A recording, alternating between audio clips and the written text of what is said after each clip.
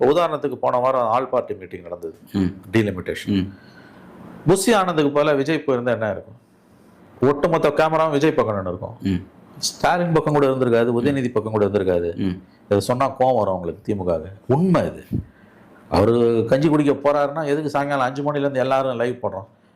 இல்லை, நான் வந்து அவருக்கு 2% ஓட்டு தான் இருக்கு, அவர் ஒண்ணுமே இல்லைன்னு பேசக்கூடிய திமுக நண்பர்கள், திமுகவுக்கு பூஜா தூக்கக்கூடியவர்களை பார்த்து கேட்பது, அதுதான் உங்க நிலைப்பாடு உண்மைன்னா?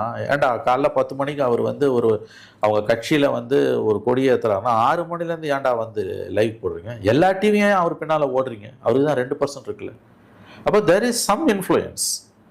அது இவங்களை வந்து பாதிப்பை ஏற்படுத்துது திமுகவுக்கு. அதில் இன்னுங்களோட அதீதமான பாதிப்பு, கவலைக்கு காரணம் விஜய் மேலும் மேலும் விஸ்வரூபம் எடுக்கும்போது போட்டி விஜய்க்கும் உதய்க்கும் மாறுது, உதயநிதிக்கும். அதை இவங்களால தாங்க முடியல. ஏன்னு கேட்டிங்கன்னா, ஸ்டாலினுக்கும் விஜய்க்கும் அல்லது கலைஞர் இருந்தாருன்னா கலைஞருக்கும் விஜய்னா யாரும் இன்னைக்கு அது பெருசாக எடுத்துக்க போகிறது கிடையாது.